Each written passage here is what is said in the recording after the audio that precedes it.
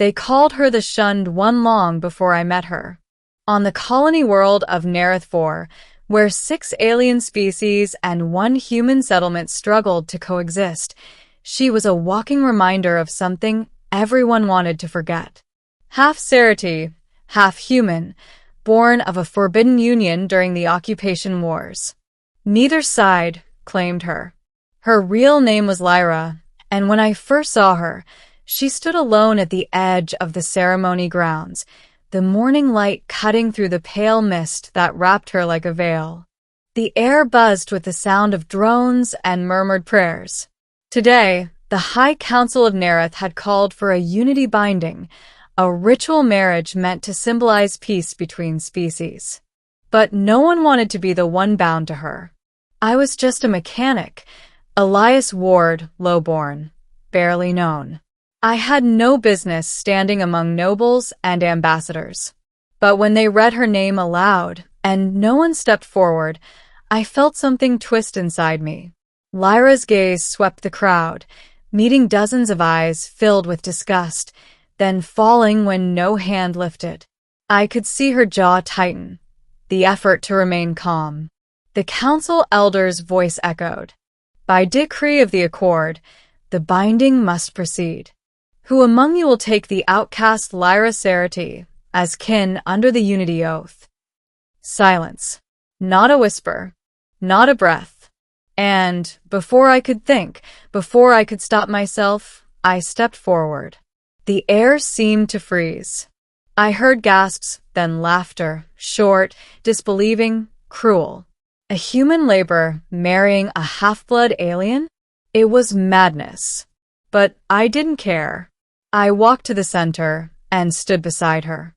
Her eyes widened, gray, with faint gold rings that shimmered when the light caught them. You don't have to do this, she said quietly, voice trembling. I know, I said, but I want to.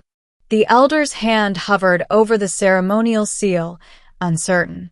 Elias Ward, you understand what this means? This union will bind your lineage. I understand, I said. Seal it. The mark burned briefly against our palms, an ancient Cerati energy sigil that linked our life patterns for one full cycle of Nerith's moons. A year, by human reckoning. When the light faded, murmurs rippled through the crowd. Some called it bravery. Most called it foolishness.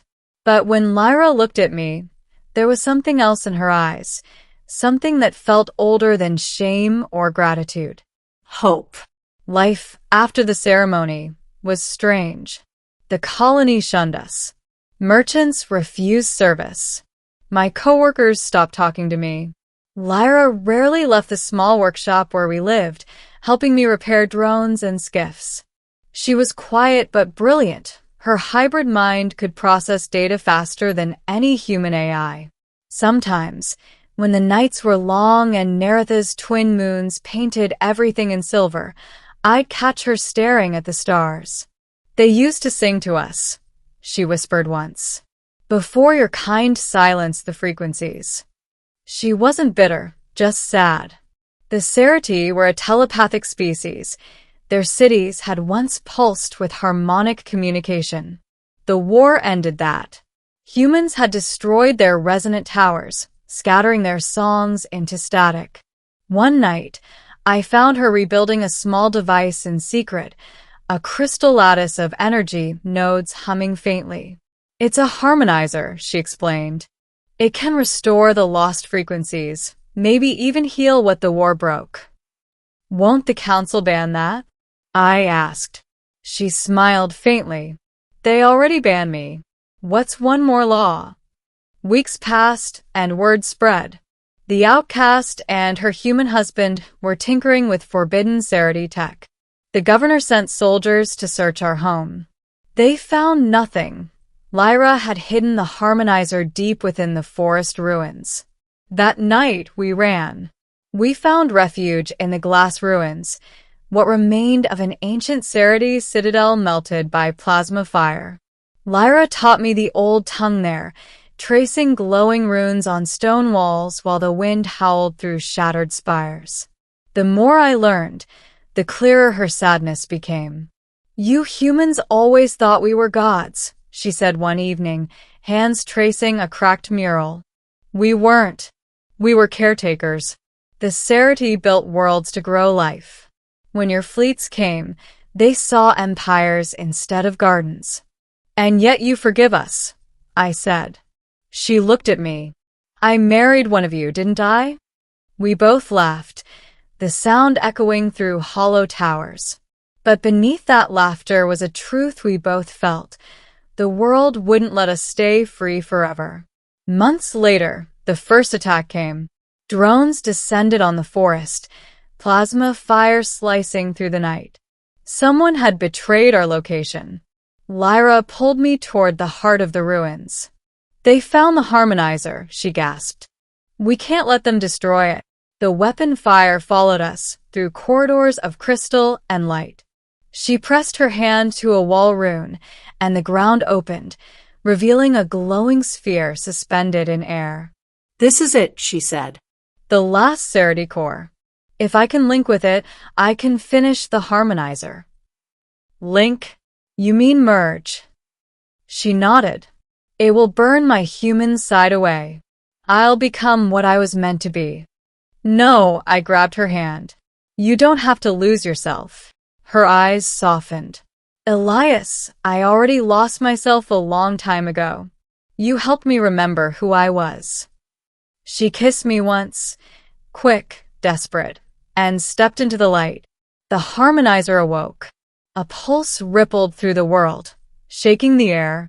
Every machine on Nereth went silent. The drones crashed. The sky shimmered as if the planet itself were breathing again. Through the glow, I saw her shape, translucent, radiant. "Elias," her voice echoed, both in sound and in thought. "It worked. The frequencies are alive." Then she vanished. When I woke, I was lying among the ruins. My hand still bore the faint burn of the Unity mark. The Council's forces found me days later, but Lyra was gone.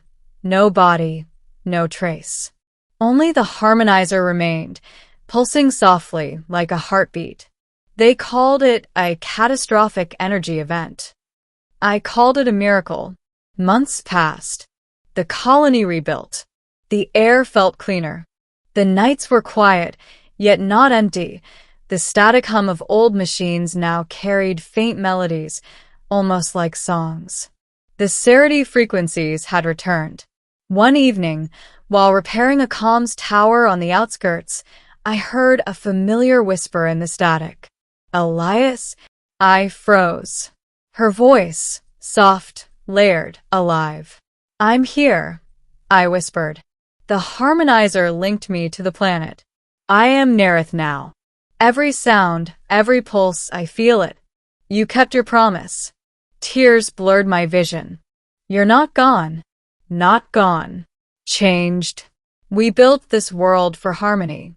Now, through you, it remembers." That night, the entire colony's communication grid hummed with her resonance.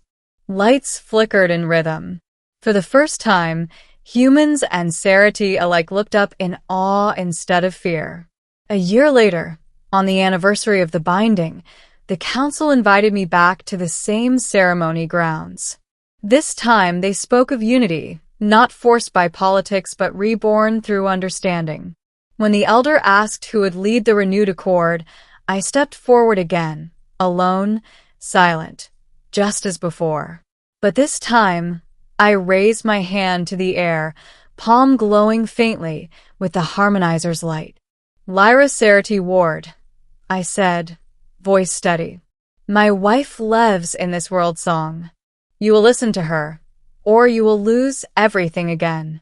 The ground beneath us vibrated gently, like a heartbeat in the soil. And for the first time, the Council bowed. That night, I stood beneath Neretha's twin moons. The wind carried the same melody that once haunted the ruins, a soft, wordless tune that only she could have created.